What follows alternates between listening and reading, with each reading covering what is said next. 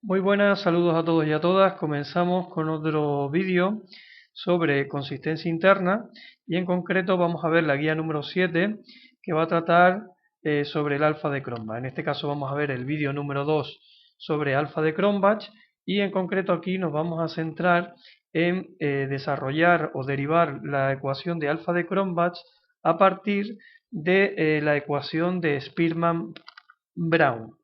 Bien. Bueno, en el primer apartado vamos a recordar algunos aspectos relacionados con la definición y supuestos de las medidas paralelas. Bien, recordemos que dos o más medidas van a ser paralelas si miden el mismo constructo en el mismo grado y lo hacen con la misma precisión. Bien, aquí tendríamos las puntuaciones de ambas formas paralelas. Las condiciones que se establecían era que sus puntuaciones verdaderas fuesen iguales y que las varianzas de error de ambas formas también fuesen iguales.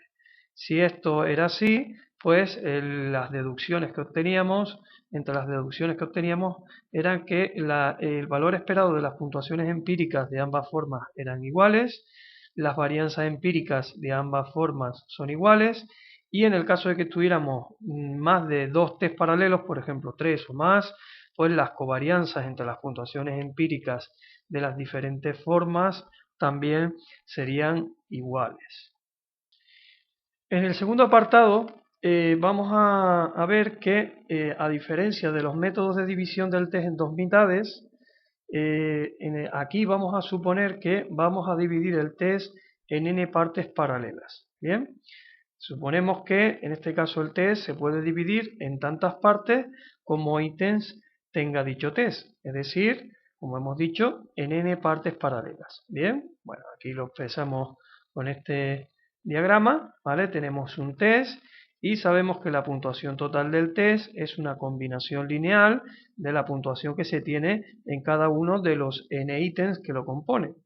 Si lo dividimos el test en n partes, tenemos que obtendríamos n partes del test, ¿vale? Cada una de ellas, como se puede observar ahí, tendría una longitud de 1, ¿vale? Cada ítem, en este caso, sería una parte del test. ¿Bien?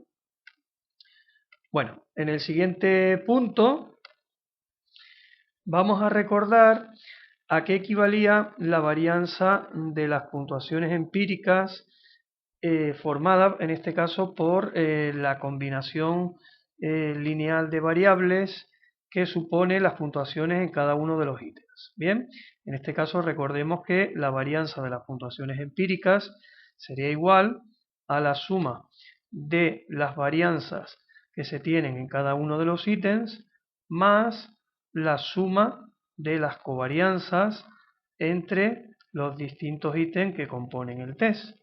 Bien, esta ecuación también la podríamos expresar de la siguiente manera. Sería igual a la suma de las varianzas de los ítems más el número de covarianzas que estamos aquí sumando. Recordamos aquí que hemos visto al inicio que cuando las medidas se consideran o se suponen paralelas, las covarianzas entre las medidas paralelas van a ser iguales. Es decir, las covarianzas entre todos los ítems del test vamos a suponer aquí que son iguales. Luego el número de covarianzas que estamos en este caso sumando aquí serían n por n menos 1 covarianzas.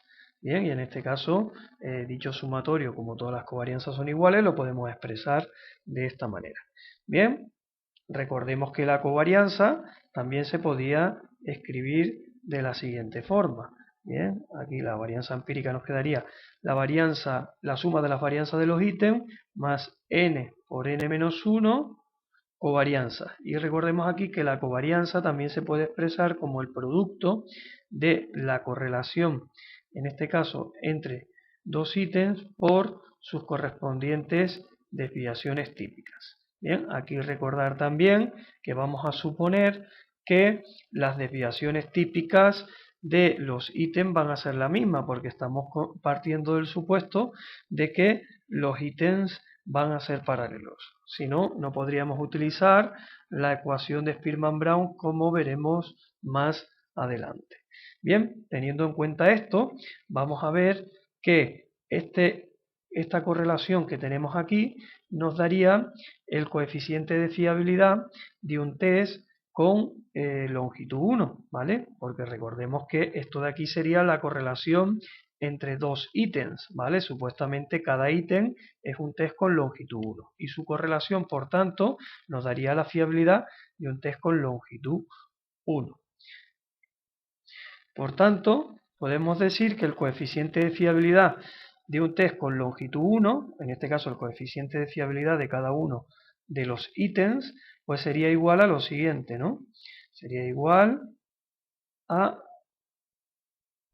un cociente donde en el numerador, si despejamos de ahí el valor de dicha correlación, tendríamos que esto sería la varianza de las puntuaciones empíricas menos la suma de las varianzas de los ítems dividido por n por n menos 1, bien, por el producto de las desviaciones típicas. Como aquí consideramos que las desviaciones típicas son iguales, pues podríamos poner aquí por la varianza, en este caso, de los ítems.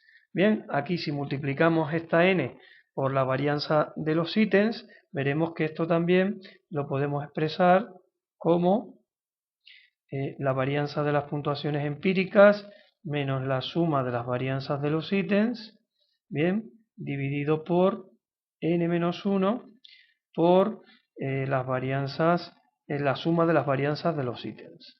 Bien, n menos 1 por la suma, en este caso, de las varianzas de los ítems. Bien, ese sería el coeficiente de fiabilidad de un test con longitud 1.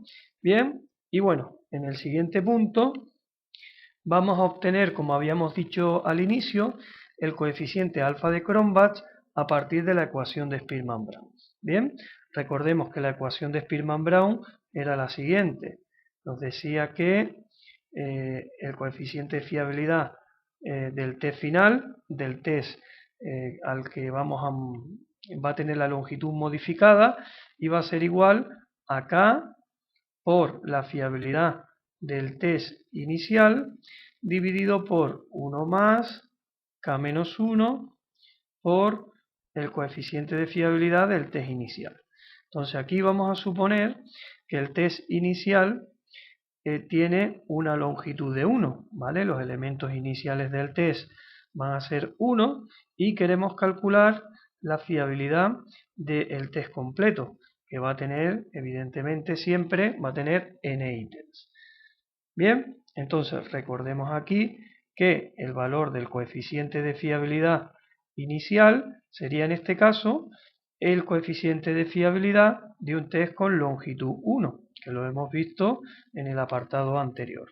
Bien, por tanto aquí lo siguiente sería calcular el valor de K. Recordemos aquí que K sería igual a los elementos finales que va a tener el test dividido por los elementos iniciales.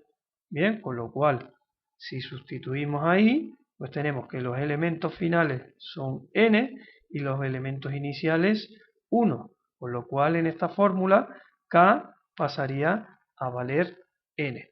Teniendo en cuenta esto y lo que habíamos visto en los apartados anteriores, pues tendríamos que el coeficiente de fiabilidad del test final, que sería del test completo, pues sería igual a n por la fiabilidad inicial, que sería el coeficiente de fiabilidad de un test con longitud 1, dividido por 1 más n menos 1 por el coeficiente de fiabilidad de un test con longitud 1. Bien, entonces si sustituimos ahí lo que vale el coeficiente de fiabilidad de un test con longitud 1, pues nos quedaría lo siguiente. Esto nos quedaría n por, tendríamos aquí ahora otro cociente, bien, donde pues vamos a poner la fiabilidad de un test con longitud 1, que era la varianza empírica menos la suma de las varianzas de los ítems dividido por n-1 por la suma de las varianzas de los ítems, como habíamos visto anteriormente. Todo ello dividido por 1 más n menos 1 por la fiabilidad de un test con longitud 1, que sería la varianza empírica menos la suma de las varianzas de los ítems dividido por n menos 1 por la suma de las varianzas de los ítems. Bien, como ya podemos observar ahí, hay algunas cosas que ya podemos ir simplificando. Bien, este n menos 1 lo podríamos simplificar con este n menos 1 de aquí, con lo cual esta ecuación nos quedaría de la siguiente forma. Tendríamos aquí el cociente principal, bien, donde podríamos recolocar el numerador de tal forma que tuviéramos n dividido por n menos 1 multiplicado por la varianza, el cociente entre la varianza empírica, en el numerador sería la varianza empírica menos la suma de las varianzas de los ítems, que recordemos que eso es la suma de las covarianzas, bien, dividido por la suma de las varianzas de los ítems. Bien, y en el denominador pues nos quedaría 1 más, y esto de aquí abajo lo podríamos escribir como la varianza empírica dividido por la suma de las varianzas de los ítems menos la suma de las varianzas de los ítems dividido por la suma de las varianzas de los ítems. Bien, claramente se puede ver que este cociente da 1, con lo cual esto de aquí podemos simplificarlo con esto de aquí, porque sería 1 menos 1, nos quedaría 0. Con lo cual, el coeficiente de fiabilidad, si recolocamos lo que está en el numerador, nos quedaría como n dividido por n menos 1, bien, por el cociente principal,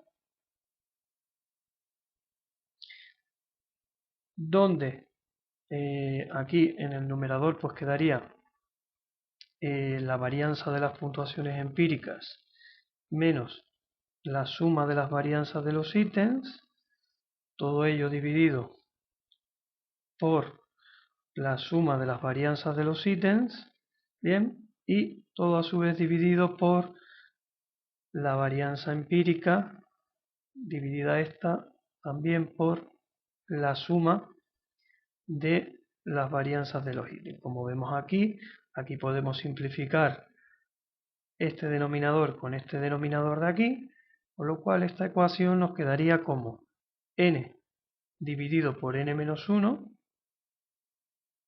multiplicado por un cociente donde en el numerador tendríamos la varianza de las puntuaciones empíricas menos la suma de las varianzas de los ítems, bien, dividido por la varianza de las puntuaciones empíricas, bien, y esto ya sería una expresión del coeficiente alfa, bien, esto ya sería igual al coeficiente alfa, bien, y bueno, aquí podríamos decir ya que el coeficiente alfa tiene varias formas de expresarse, ¿no? Sería n dividido por n menos 1, lo habíamos puesto arriba, por, vamos a copiar la misma fórmula que hemos obtenido arriba, que sería la varianza empírica menos la suma de las varianzas de los ítems, dividido por la varianza de las puntuaciones empíricas.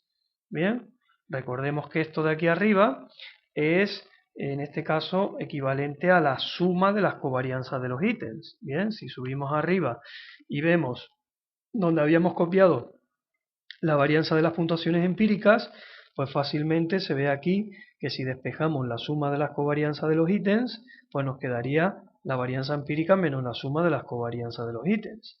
Luego esta fórmula de aquí abajo, otra expresión del coeficiente alfa, sería n dividido por n menos 1 por la suma de las covarianzas entre los ítems dividido por la varianza de las puntuaciones empíricas. Bien, Y otra expresión que sería igual a alfa, pues sería en este caso, si volvemos a la primera expresión, también la podríamos poner como n dividido por n menos 1 multiplicado por, aquí abriríamos paréntesis, y bueno, como se ve, el segundo cociente tiene en el numerador una resta, con lo cual aquí esto lo podemos poner como una resta de fracciones, donde tendríamos la varianza de x dividido por la varianza de x menos la suma de las varianzas de los ítems dividido por la varianza de x. Bien, el primer cociente evidentemente nos da 1, con lo cual esto también nos podría quedar como n dividido por n menos 1 por 1 menos la suma de las varianzas de los ítems dividido por la varianza de las puntuaciones empíricas. Bien, y entonces todo esto de aquí, pues como vemos, serían diferentes expresiones del coeficiente alfa de Cronbach. Bien, bueno, con esto pues vamos a dar por terminado este vídeo y bueno, lo único mandarles un cordial saludo y decirles que les espero en el siguiente vídeo. Recordemos que posteriormente a este veremos el vídeo número 3 sobre el coeficiente alfa de Cronbach. Hasta luego.